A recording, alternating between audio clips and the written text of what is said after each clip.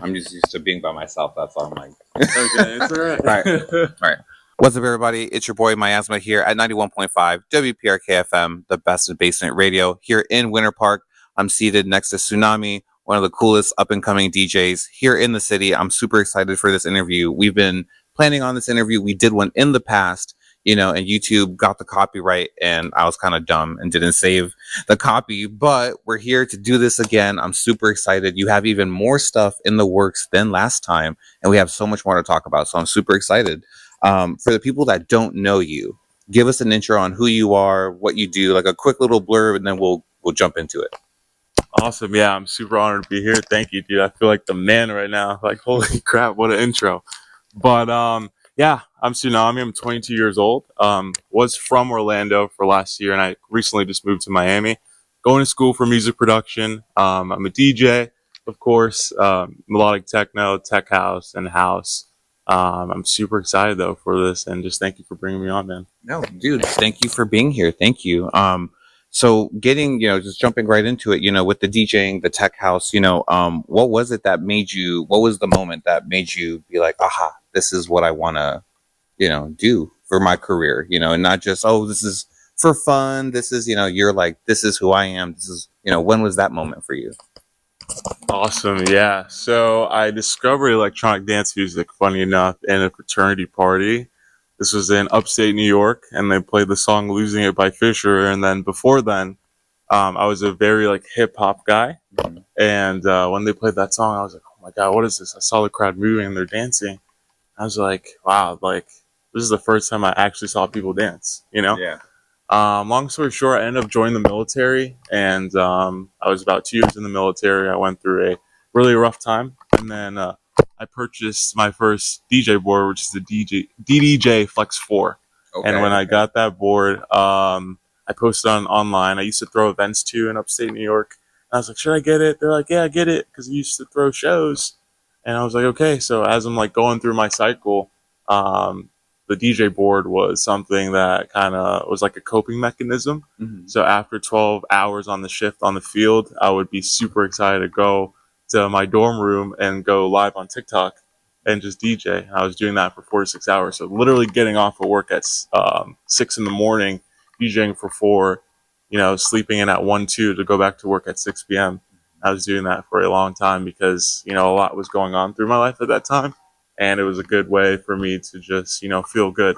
And I had a little online fan base, and I was doing lives a lot, and, getting the gifts and getting all the positivity and love. And it felt like I was in a rave, in my little dorm room. I had the LED lights going on. I had So the flash, the strokes, everything. And then, it just started to grow more. And then I got, pretty much decent. And then I moved to Orlando.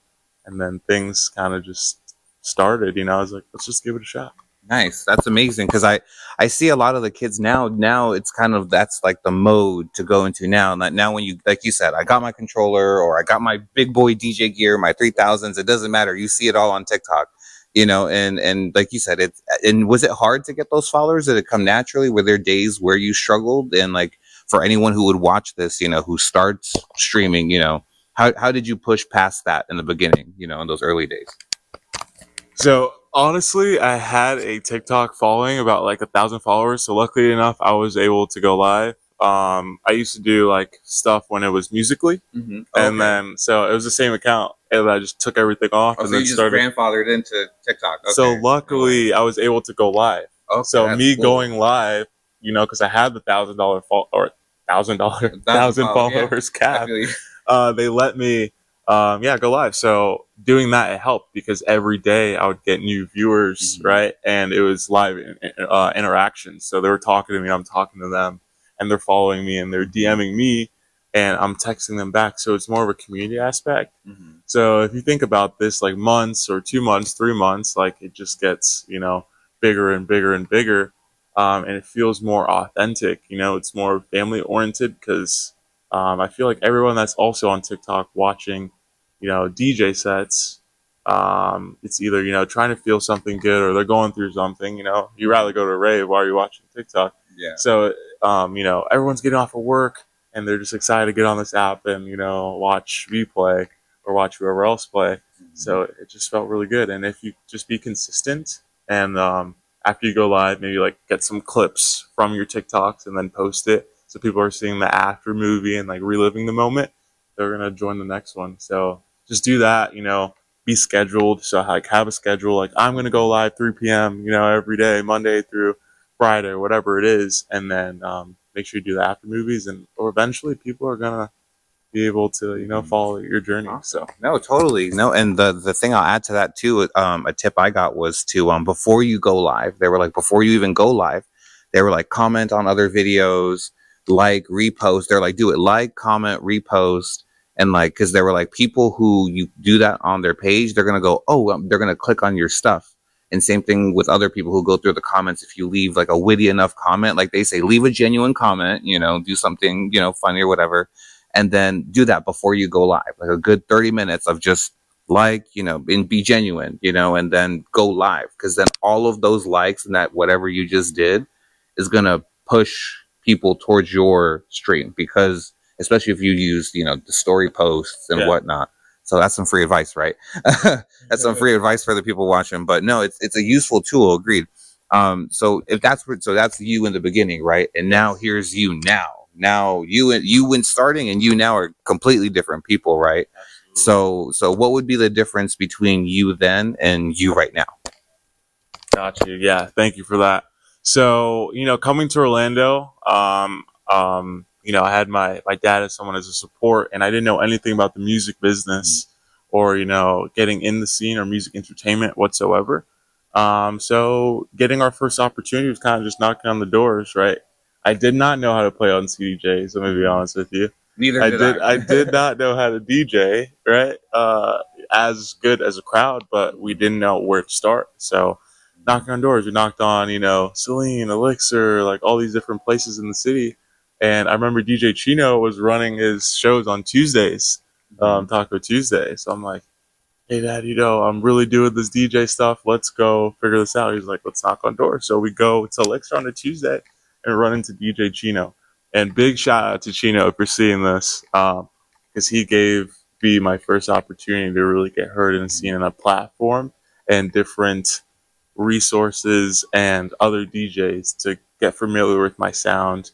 And I remember telling him like, yeah, of course I could play on CDJs. Of course I could do that, but it was a risk. It was a risk that he took. So he let me play my first slot at 9 p.m. And I brought my family and some friends. I was practicing on the CDJs before.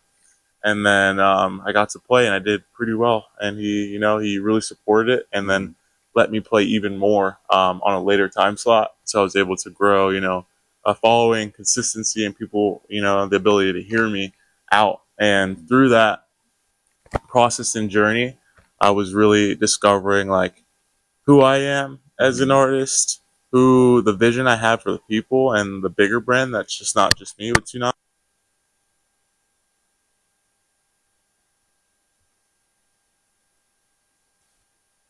That's on. Awesome. Yeah, the bigger picture that I have for Tsunami, because Tsunami isn't really about me. It's for everyone. Because like the human, body is 70% water, so is the world.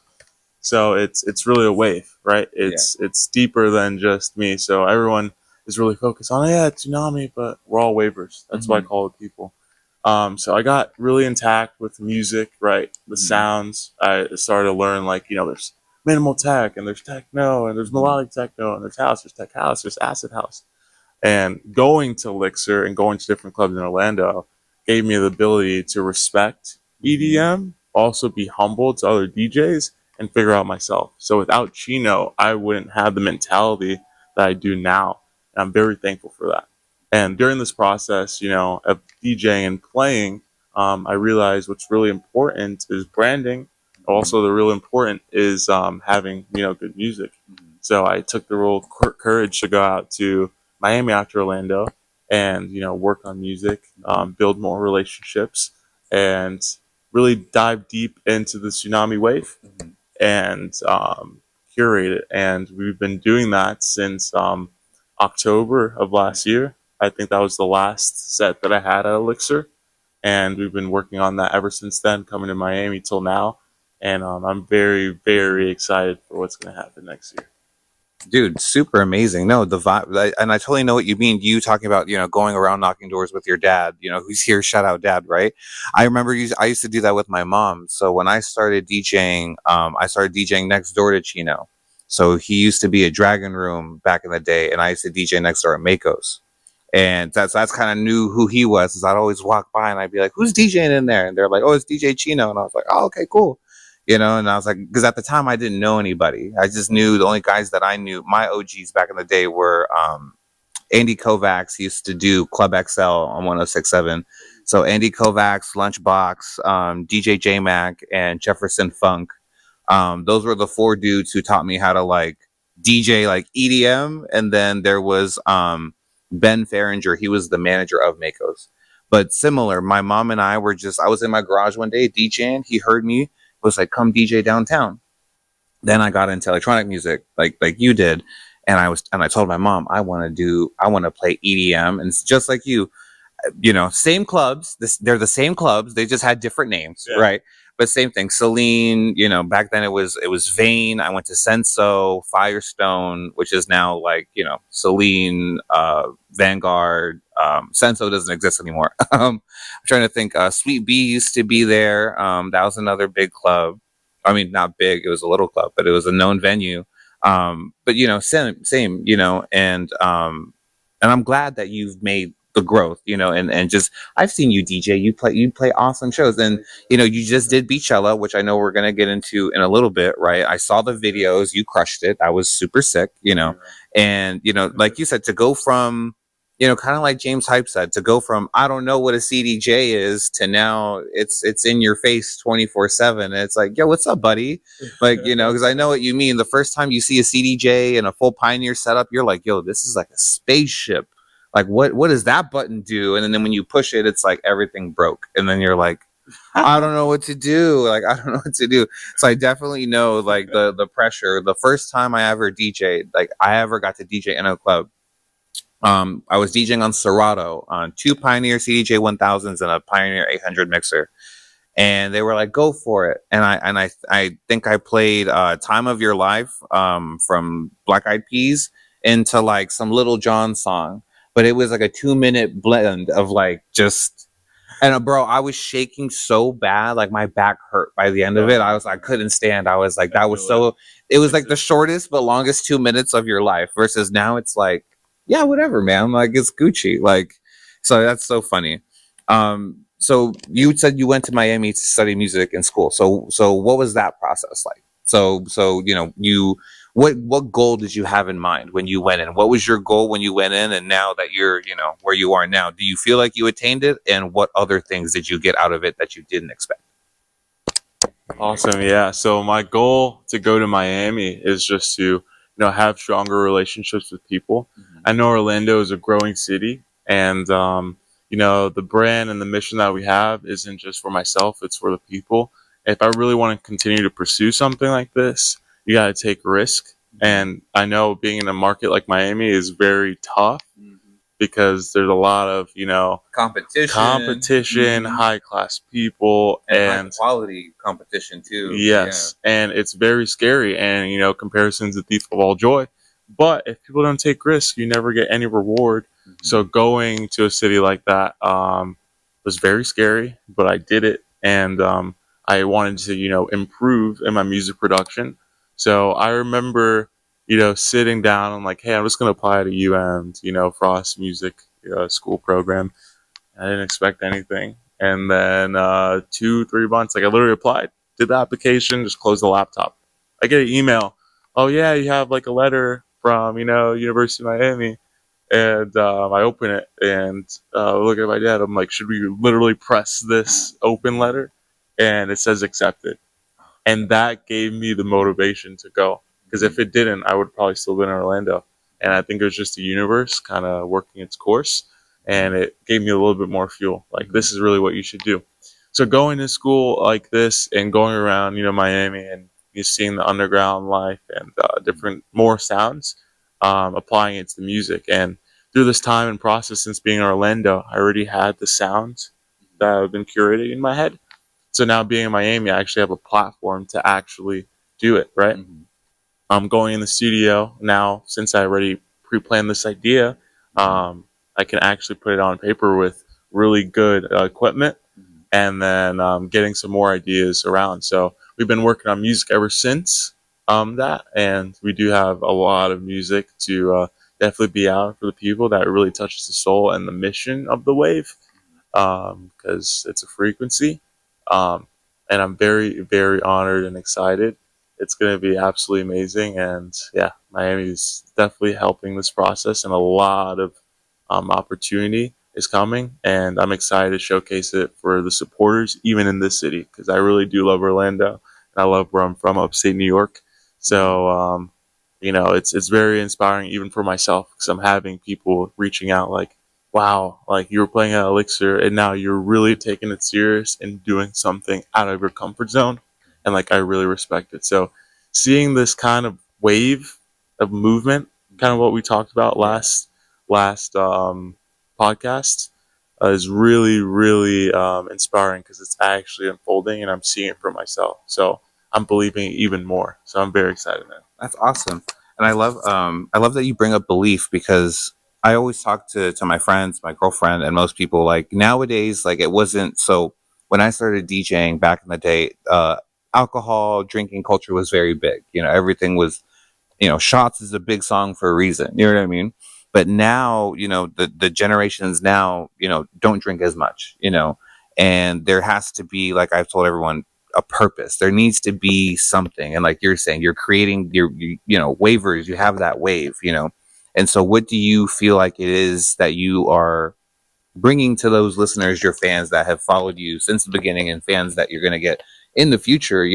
What is it that you want them to, what is it to be a waiver? Like, you know what I mean? Kind of like with Millennium and his crew, they're all love, and like, you know what I mean? Yes. So like, what's your message to like the waivers, and how can they spread that?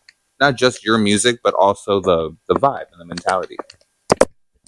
Awesome. Yeah. So I think the hardest part of this whole process, and it has been, but I'm very happy right now, because everything is in time and phase, and finding the right people. And it's the people that are really supporting this.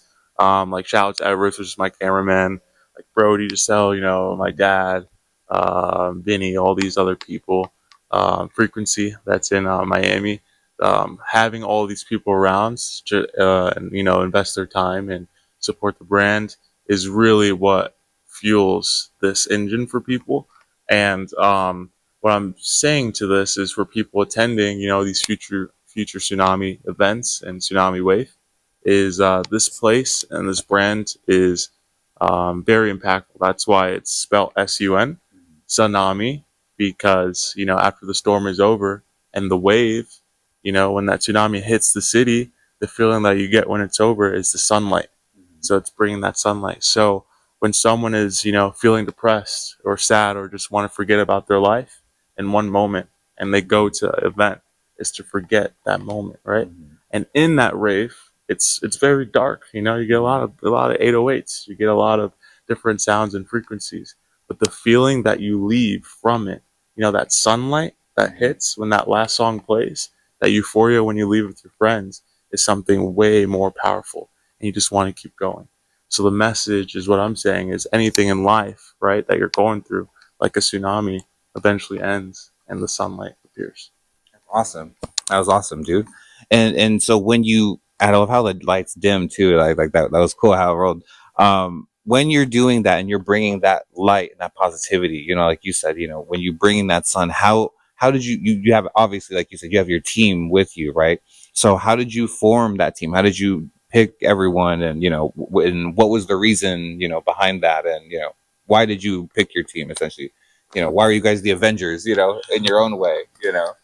You see, it's been a journey, and I think we've been let down so much times, just for people saying opportunity and things like that. And everyone's in their own world. But I think it's really deep down in myself. I think all eyes are really on us all the time. So when people are seeing like, dang, like individual tsunami is really taking this serious. Individual tsunami is really putting the time in the studio. Individual Tsunami is, focusing on the right things, right? That's why I really don't go out to clubs. I'm in, the studio half the time, or in my place, like finding music. I feel that. And then I think a lot of people respect and they really want to help support that because I really care. So, it's a feeling. And through the process of doing more shows, I got to meet, different cameramen. I got to meet, different people who do media or, other things. And slowly, naturally, I think we kind of all start filling a role and start seeing, like the process of where we can really take each other and, just do great for, people and society and just make a change. And also, I think, the impact the brand has. And that's exactly kind of what we plan on doing next year is really change the perspective of electronic dance music right now, like bring back dance music and also the feeling that I think we're kind of missing. And I think everyone wants a feeling. And for example, during one of my shows, especially at Beach Cellar Music Fest, that whole set, is everyone's like, oh my God, you killed it. But the best thing about that set wasn't even the set. It was leaving that set and seeing everyone around me, like my dad, like my cameraman Everest, like all these other people that are around me, my friends, my family, and seeing them all smile. Because I'm looking at them and I know each one of them are going through something in their life. But for some reason, that whole time, it's just smiles, and that's the power of the wave. No, that's amazing. That's amazing, and it's the unity from everything you got. The thing that was jumping to me was the unity because, like you said, it's a shared vision. They see the effort you put in, and they go, but basically what you just said earlier, man, that was beautiful. Because they, like you said, other people may be going through the dark, but then they see you succeed, working hard, and you're bringing that light to them. You know what I mean? Like that's awesome, bro. Like I really love that. That was really touching. That's dope. And so what, as you're making, as you were putting this team together and as you're working with DJ Chino and doing all this stuff, what was, before we get into these other questions that I got, what was something that you didn't expect happen that caught you totally off guard? That was an awesome surprise. But has there been any surprises that got you like, oh, I didn't, oh shit, like I didn't know like this is gonna happen? Like, did you get any shout outs? Have you gotten any like, recognitions from bigger DJs? Have you had that so far or yet? Yes, I think this year was a big year to show people like, hey, we're actually doing this. I was quiet on social media for a while, and it was for a purpose because it's a lot of behind the scenes kind of work, right? And I'm a big person of not sharing everything, just working on you, and then when it's there, like bring people in faces, and like even our photos and just the brand and just small things that we're doing outside of just playing shows. I think people are like, dang, okay, this kid's actually here. He just didn't give up, and but his brand is even going to like kind of what we expect. And yeah, a lot of DJs have been reaching out in the DMs. A lot of DJs have been asking for music to play, which I think they have been playing. Just people don't know that it's a Tsunami song. Yeah. And then also playing with the Vault coming next Friday. Shout out to Frequency Worldwide, Santi, and Adrian for running this. Their quota is bring back dance, and I love it. It's real dance, right? Not someone just getting sections and flashing bottles to make the GA feel anything any weird way, right? Or publicity kind of thing. So they really are invested in it, electronic dance music. And what's crazy was the Vault dropping "Feels Like Us" song. I was literally in my room, in Miami, and I was like, dang, like. This he's making music too that I really love, like the feelsy but also clubby stuff, which we're getting into at one point. And I was like, dang, like I'm super proud of him for making such a hit record. Like I'd love to play with him. And then I got a text after Beachella. Shout out to Gabby and Matt for that festival. Absolutely amazing. Yeah, they were like, hey, we are doing a show in Miami, which I'm in Miami. I took the courage to go with the Vault. And I was just like, what? Like, are you serious right now? Like, so I'm super excited to support him, and the experts only. That's super exciting. And also support Adrian and Santu with their collective Frequency Worldwide. They're amazing people, and I think they're doing a big step at their age to create a movement that's authentic, and I really want to support it. because, like I said, the Tsunami brand is exactly what curates that. So I think it's a universe thing, and this wouldn't have happened if I didn't take the risk to go to Miami. So yeah. No, that's awesome. That's awesome. And I remember seeing that flyer for DeVault. You know, your name is right there in the smack center. That's awesome, dude. And then, like you said, like with being involved with experts only, you know, it's you know that just opens more doors, more possibilities, you know. And to anyone watching that's new or has started DJing, you know, just work hard, man. You know, just like you said, you know, work hard in the studio. You know, you can go out and party if you want. It's not bad, you know, but just remember, you know, your goal is back at home. You know what I mean? And that's what, for example, I try to explain that to my family a little bit, because there were a lot of that. My mom, for example, loves going to concerts. She's just like, we can go meet them, you know. And I'm always like, Mom, you can meet celebrities, you know, but if they go, oh, you let's collab, or what music do you have? If you don't have music, then you know. She was like, I guess that makes sense, you know. And so I'm like, you know, Mom, come on, you know. But agree, but you know, but it's having that preparation, you know. So, but basically, if you're watching, you want to be like Tsunami, work hard, work in the studio. You know, it's almost like when you're little, it's like eat your vegetables, go to bed early, like drink water, listen to your parents, and you'll be big and strong, and you'll be lit. You know, it's just like kind of the same with DJing. Just you know, practice every day, make music, like you know, good mental health, you know, work out every day and you'll be good, you know. And like you said, the big C word, consistency, you know, and I know you know that from the early days of streaming. Like you gotta show up every day. Like Cristiano Ronaldo said it, even when you don't want to, you have to, you know what I mean? But that's how you build, you know what I mean? And I'm just so proud, bro. Like, cause last time we sat here, bro, like it was such like we've come such a far way. You've come such a far way. You know, I remember seeing your set at Elixir when we played there together. I saw the videos, like you said, when you posted about Beachella, and we'll get into that right now.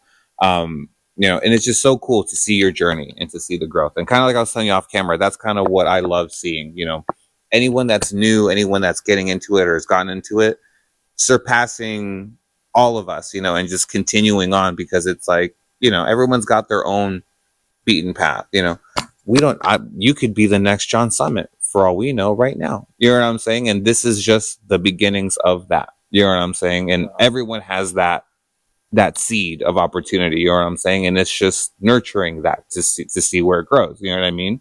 And going off of that into Beachella, right? When I saw a lot of the video, people, like you said, people loved it. You know, I saw it, people were going crazy. You know, what was your mindset in preparing that DJ set? Like, you know, were there any special songs that you played? Did you play any originals? Did you, you know, so break that down for me. So I wasn't able to be there, obviously, but break that down for the people who weren't there. Yeah, so a festival set like that, you know, I really took the time and picked, you know, song by song, and to make sure I painted the picture and story of the wave. And I think that's exactly what people felt. And I was just like, wow, like they get it. Because, you know, at some points of the set, they're even doing this like hand movements in the crowd and like feeling the sound. And I played about 4 of my songs in that set, which was very exciting to do and nerve wracking. No, I agree. Yeah, but it went off, and I was like, "Holy smokes!" Like, guys, I was looking back at everyone. I'm like, "Yo, like this is crazy," and it's the surreal thing. I think that set was probably one of my most unique sets, and building that set, you know, I always get deep down in my my brain, because I know there's a lot of limitations when it comes to like BPMs, and you know the promoters don't want you to play the certain way because it's Latin tech and Latin house, and which I think is stupid, because like a DJ is a DJ. Whoever's playing after, like, just bring more heat, you know, like let's just not get lazy. Let's just like, all right, the DJ before he kills it, you're supposed to be hopping on there, and especially if you have a name, and crush it no matter what, you know, with no complacency. So I think every time doing a set in my head, I'm like, I don't want to push it too hard, because then like this and what this happens, and they might get mad. But this set, I said, screw it. I remember calling, you know, some of my team and friends and like, what do you guys think about this? Like, do it. And I remember talking to someone named Joe at Bass Rituals. I played the New York show with him. Shout out to you. And I shoot him a text, and I'm like, hey, I want to play this melodic techno song because this means tsunami, and I don't know what to do. And he goes, hey, what I've learned is free will and play what you want to play because you know why? Everyone's not going to like what track you play. But what I can tell you about EDM music is once you start playing a sound and style, it's kind of like a comfort zone. Some people might leave, but if they see three people kind of bopping their head, moving their shoulders, right, and going left to right, it's kind of like pulling more people in. Like, you're welcome in the space. Like, come do this, right? Come do it, and don't forget that you're tsunami. And I was like, wow, I'm going to take that advice. So I went back on that record box, and the set that I originally planned, scrapped it. Put my own tracks on, right? Did my own researching on melodic techno tracks that I really love. Um, Big festival tunes into some dark things, and it really, like I think people really felt the storm. And even from the last song, like having everyone on the stage and people cheering, and when the sunlight, is out and they feel it, it was it was exactly what I expected it to be, and even more. And I think that's what that set there, if you were there, is what every tsunami wave and tsunami set will be. So yeah. No, it's incredible, especially because the way that I'm not an old head DJ because I'm still young, right? But the way that I took that, is that you told a story with your music, like you said, like your friends were telling you, free will, play whatever, they're gonna like it or not, and like you said, and some people will, and they'll bring them back in, but it's that story. It's like you said, it's literally a wave. It comes and it goes. We're gonna go high energy, and then we're gonna bring it back down. Even Skrillex, um, I was getting my girlfriend into Skrillex, and I would explain to her, a lot of his music. Go back to his most recent Miami Music Week DJ, set at Ultra. You have crazy, growls, typical Skrillex, right? And then you get into the super soft, beautiful, lush, weird stuff, and then what does he do? Right back into the crazy stuff. You know what I mean? Because it's literally a wave. You know what I mean? You have to learn how to manipulate the crowd in a way, you know what I mean? And obviously when you're up there watching them, dance, you're like in a way controlling that wave. It's like a wave pool, so to speak, you know what I mean? That's how I look at it. Um and so and you brought up DeVault earlier, right? And so what was that like having a billboard? So you did Beachella, right? So you're playing at Beachella, and now you're doing DeVault, and now you have that big billboard that was in New York City, right?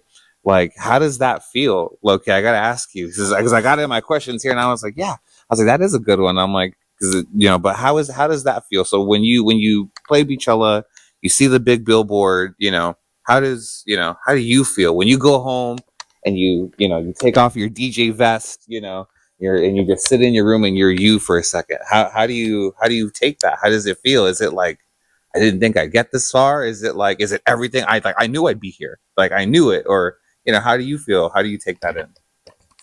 It's honestly like, It's sick. It's dope. It's thanks. dope. Well, shout out to Everest for actually creating that design and putting it on there. That's also my cameraman and my really close family.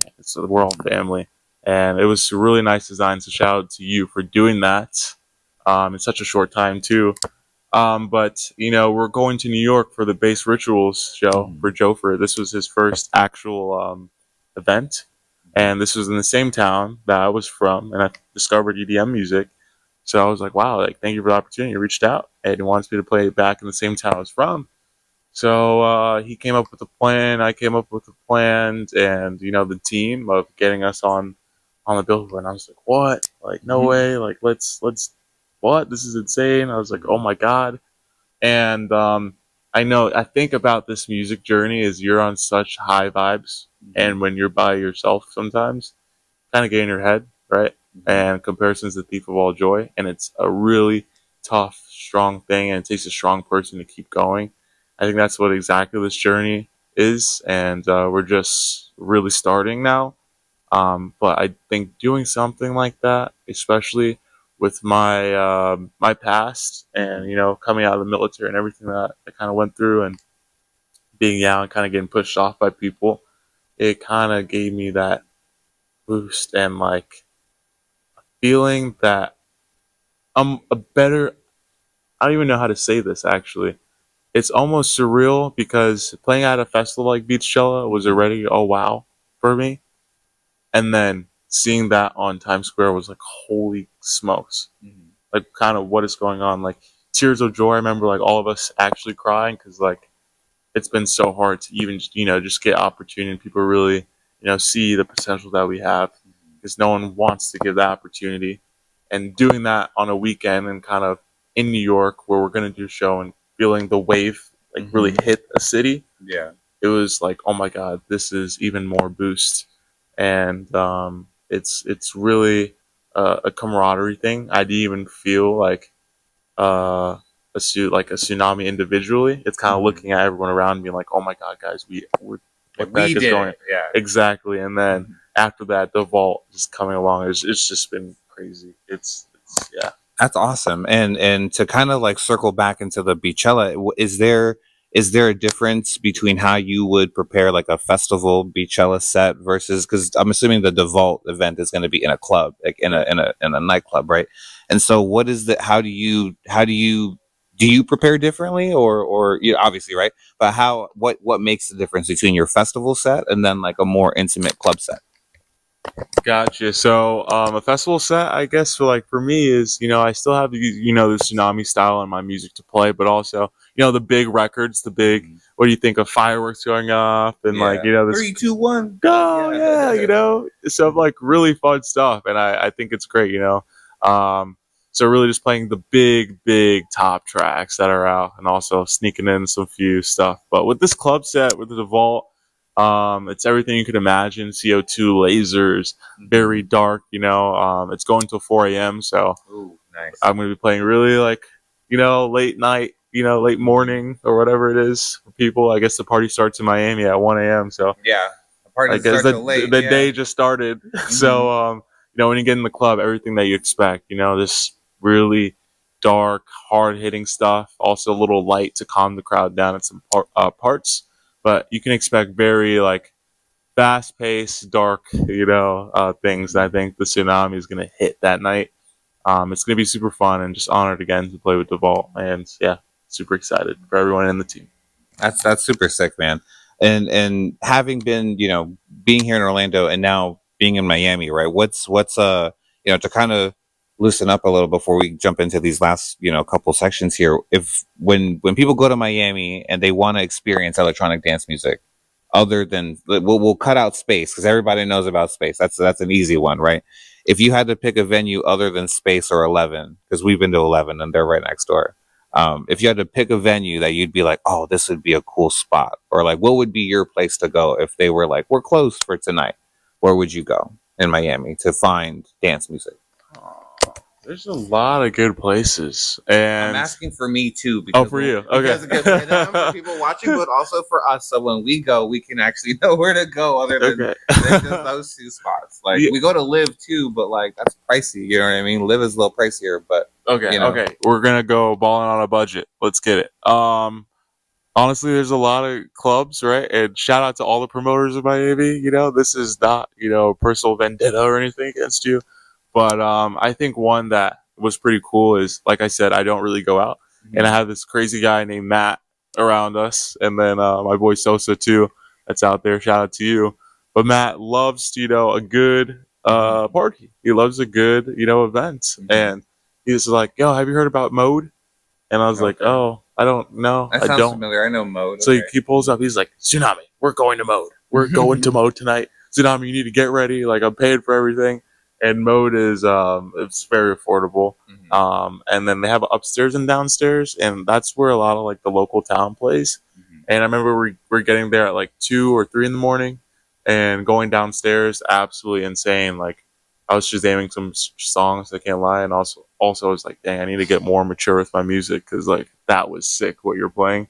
So I like to go there because there's a lot of local talent and a lot of more opportunity. Like I said, it's all about relationships, and if you have good people around you, you just never know who's going to be the next thing as well. So you can get a lot of good music there, a lot of good vibes, and it's affordable. And it's such a sick sound system. Oh.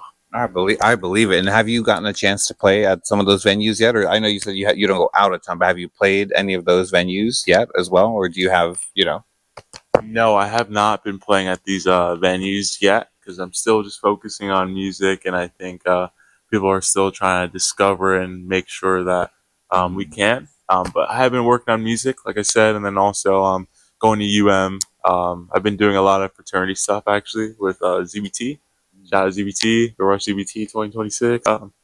But they're kind of helping, and we're kind of coming up with a plan to bring value to these clubs first. And that's exactly what we're going to do. So the promoters are happy and the club owners. Nice. Awesome. And to get into the music a little bit, right? So when you start making music, and we were talking about making music earlier off camera, right? And our processes and whatnot. When you start making music, do you start from the middle? Like, do you start from the beginning? Like, or, and for those that don't know you, right? What DAW do you use? What's your favorite plugin? And, do you start from the beginning of a song or do you start from the middle, like from the drop, Yeah, I know everyone hates Splice, so I do use Splice. I can't lie. I think everyone does. Yeah, it's a good tool. I use Ableton 12 Live, which is kind of hard because I know a lot of DJs use Ableton 11, so it's hard to bounce projects. And then Serum, of course, and then I use vocoder a lot just for vocals. I think there's a lot of DJs that are using it to make a lot of different sounds and a lot of vocals. But how I start tracks is normally, I just find a reference track and then I just build it something off of that. Get loops either from Splice or something that's just super easy that's already on the DAW. Which I think a lot of big tracks that you see are originally like actually from like the little samples that are there or sounds, and they kind of just reiterate it.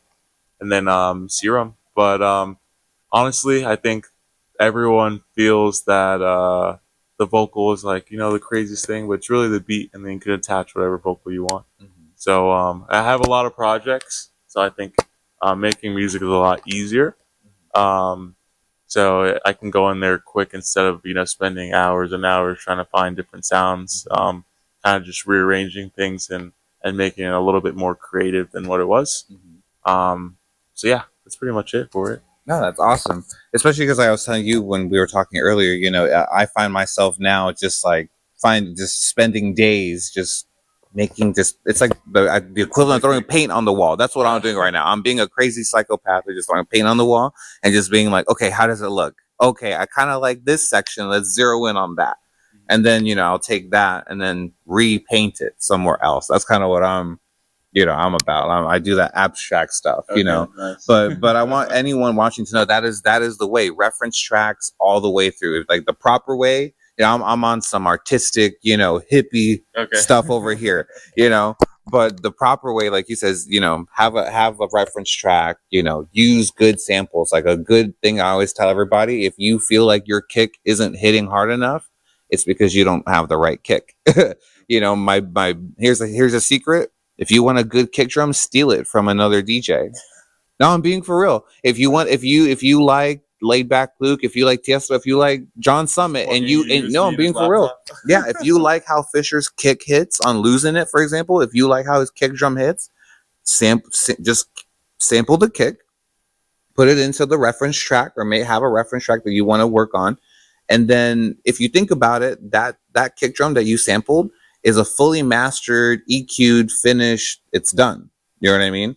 And so anything that you add on top of it, all you kind of got to do is match the quality of it. And you kind of really have essentially a good sounding song right there because you're just matching quality at that point, Yeah. So I think that's also like really crazy that you say that because I think even but they like electronic dance music now. People are like, oh, it's so easy to produce, and stuff like that. But even to the kick and like hats are a sound to make you identify an artist, which is just crazy. And the fact that you could just kind of take their stuff, but kind of gets away like with the creativity because even like a hat, for example, or a clap takes like 8-7 layers. And then you're like, oh crap, that's a Fisher song. Cool. Yeah. So. No, and it's huge just because I'm a real big nerd on that stuff, especially because growing up, I used to watch Skrillex, and the YouTube tutorials weren't around back then. So now, I'm kind of like I'll doom scroll on Instagram. I don't know about you, but I'll go on TikTok and I'll Google EDM pro tips just for fun sometimes, and I'll be like, let's see if I learned something new today. And then usually I do, I'm like, oh, I didn't know you could do that. And so usually what I like to do is the next time I sit down and I'm just, just gonna do a random whatever, I'll throw a couple loops in there. I'm like, I'm gonna do what that guy said and see how it works. Nice. And then if I kind of get it, I'm like, oh, so it does this. Then the next time I'm making a project, I'll go, let me try that right here. Let's see if that'll do anything, and if it doesn't work, it don't work, and so with you making music and playing your tracks out at these clubs and at these festivals, have you signed to any label exclusively? Are you just signing singles right now? Or are you still, as they would say in football, are you a free agent right now? Are you still, playing the field? So what's your goal and what's your, target plan for that right now? Awesome. Yeah. I think this year was just a big year of, getting the brands together, ideas, music, sound, and like a team. And next year, that's when I think we're definitely going to start releasing quality tracks. Right now, we're kind of free flowing. We do have, a catalog of music that we've been working on that hits, the soul. So we're kind of just in the air. We have been, pitching and reaching out to others, but we're also looking for any opportunity that exceeds our 2026 and our expectations. But definitely do expect quality stuff on labels next year. 1,000%. I'm excited. Awesome. And since we were talking about next year, we're already in December. My favorite thing to talk about, everybody, too, is Miami Music Week, which we were talking about last year, which y'all better watch this during this. This is what this is for me, at least. A lot of the music I've been preparing, I've been telling you, a lot of my version 1s, I got some version 2s, like I'm preparing for Miami, like super heavily, and when you say next year, so do you mean like prior, obviously you're going to play a couple secret tracks that you're making during that, but what's the timetable, for you next year? Like, do you have an idea yet? Or, on that, musically, do you have an idea when you're going to release? And then for upcoming in March, Miami Music Week, do you have any cool special plans that you are hoping to do, or, parties you want to go check out? Because, it's always a blast. Yes. I think everything's TBA, but definitely to be announced if no one knows what TBA means. But right. Definitely excited for next year. I think Miami Music Week is one of the biggest. You got Ultra Music Fest, you got a week long full of electronic dance music, and it's another big one like Art Basel. And I think what a lot of DJs do and artists and producers is curate. It's Q4 right now, so get their music ready so it can get played at this big festival in Ultra. So that's exactly what they do, and I think we're on the same path as well. But definitely excited. I think it will happen sooner than you think, and I think people are now gonna be hyped about it. 'Cause I get a lot of DMs and calls like, "Oh my God, Tsunami, what are you guys doing? Like, what's your team doing? Oh, we're gonna like drop music. You guys have been sneezing us or teasing us on social media, on Instagram stories about little tracks like working here and there, or photos and videos of you in the studio. So like, what's happening?" And I think it's just gonna hit like a wave, and people are gonna be like, "Dang, all right, let's ride this wave now." It started, so it started already this year. As far as putting it out there, I think next year the movement's really gonna start, and I'm super excited to showcase this to the people that matter the most. And I think the wait would be over. It's going to hit like a tsunami. Yeah. Sweet. Awesome. So just to kind of wind down now, now that we're kind of at the tail end of it, I'm going to ask you some quick rapid fire questions, and then we're going to close out, and, we'll have you plug any upcoming stuff you got. We know you have the event today with Chino, and then you have your upcoming events, as well. So, but real quick rapid fire questions before we head out, since, like you said, since we got goals for next year, what would be 3 goals for next year? Tsunami, big 3 goals. What would you want to hit? I think big goals for next year is, expand the team and make sure, the team is okay. I think another thing is, start the Tsunami wave and really, expand the culture for that, and then have music and have fun and change lives. Nice. Awesome. What was the first EDM record you bought? Not listened to, but what was the first EDM song you bought with your own money? It could be a CD. It could have been a single. Oh man, because I'm 22 now, so I'm a little young, but I'm a little late to EDM. So my first song that I bought was "Losing It" by Fisher.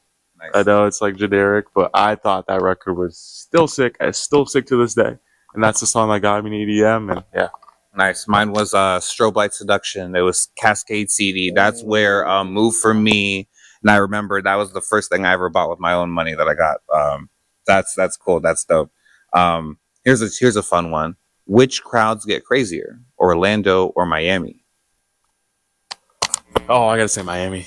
God, Miami. Yeah, like it's by far like the party starts at 1 a.m. and they literally go to 11 to 12, even 2 p.m. the next day. It's insane.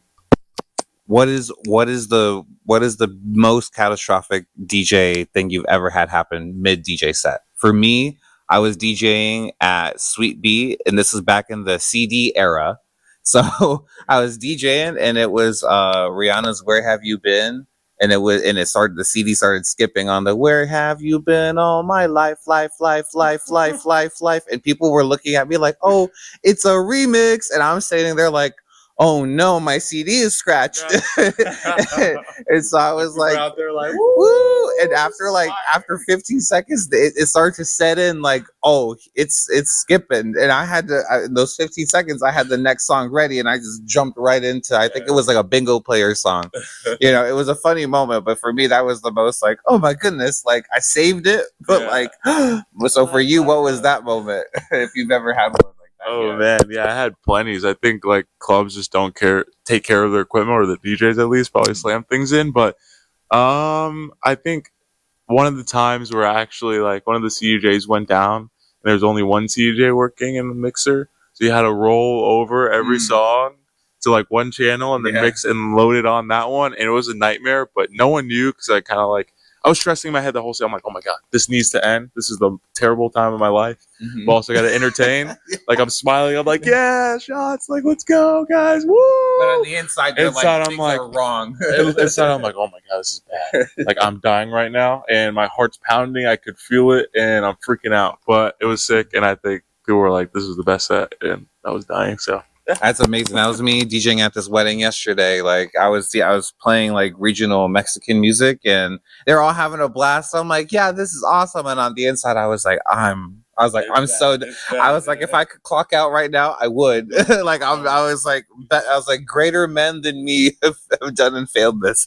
And so for the last question to close out, if you could have a DJ set and play with anyone at any festival or any club next year, who would it be? Two. It could be two. We could do three. We could do three to make it more fair. We could do three. Good time. Cassian. Oh, that's a good one. Cassian. Okay. We need to do a back-to-back, and we will one day. Super excited for that if that happens. And then John Summit is someone I look forward to. He's someone big dog, big bro right there. Yeah, he inspires me, and I've been watching his journey for a long, long time, and he definitely helped the EDM culture grow. A lot of people might hate him, but I think he's super sick because he expanded it, even though he has his own style and might not be the original EDM. It's still some form of it, and what we need is more growth. He's not funny. I love his TikTok. I respect. He's really good. His media team, like he's an influencer, he's a DJ. He does it all. My girlfriend says he's like a golden lab. He's like a golden retriever energy. Like that's why I mess with him. He's dope. People just connect with him, and I feel like I connect with them. So that's super cool. And then lastly, I would say, I think something that I really want. Oh, this is hard. I know. There's so many. Solomon. Oh, okay, that's a. I want to have a set with Solomon. I came to love Solomon because of Grand Theft Auto. I don't know if you know, he's in GTA Online. When that DLC dropped, I was like, okay, I was like lit. And then when they added, Palm Tracks, Kind Music, and Moody Man. Moody Man is my favorite. That's where I live. I love that. Like that's kind of my philosophy right now. I'm playing. If you see me DJ, I'm just playing whatever I'm listening to at the moment. Usually, nice. I try not to, fit the mold. I like to break it a little, and because then it makes in my weird twisted vision, it makes room for people like you, because then I can kind of like, shake people out of their comfort zones a little. Like wake up. Nightmare. And then when you come on, they're like, oh my God, like Tsunami's here. He's going to save the day. But just to wrap up this video, thank you so much for coming. Please plug anything you have upcoming, shout out anyone you want to shout out. Feel free to take time to say who you want to shout out to and whatever you want to plug. So go for it. Awesome. No, first off, shout out to you. Thank you for recollecting this and revisiting this. I remember we were doing it last year, and I'm just super honored to even do this again with you. And I hope this definitely connects with people just as much as it connects with me, because I care about you, man. So thank you for having us. Yeah. And then also just shout out to the whole team. Shout out to my dad, Everest, Matt, Vinny, Gabe, Ray. Shout out to Ray. Big shout out to you, actually, for just believing it and doing this. Shout out to all my family and friends, Sosa, Giselle, Brody, Everest, my cameraman, and my brother, and just everyone who's been supporting the Tsunami Wave and Vision. It's just very deep. Like I said, I think this is the first time I really got to express what the name means, and it even goes more deep, but this is probably, we can touch this on another time. And then DJ Chino for giving me my first opportunity to actually play, and for a platform for me to get heard, and also a platform for me to understand who I was as an artist and create this crazy brand. I'm very excited. I'm very grateful. And I'm super excited to really push the Tsunami Wave for the people out there. And it's going to be a really, really good journey. So thank you. Awesome. Dude, thank you again so much for coming. It is a blessing to have you here. Everyone, make sure to follow him. I have his Instagram pulled up right here. It's Tsunami Music. It's spelled SUNAME Music. So Tsunami Music, SUNAME Music. So make sure to follow him. Make sure to keep up to date with all his stuff. Again, this is Oblivion Society Radio. We're just chilling here at 91.5 WPRK FM, the best in basement radio, a home for him and other electronic dance music artists. So make sure to keep it locked on him, because you'll never know, he'll be the next big thing. So let's get out.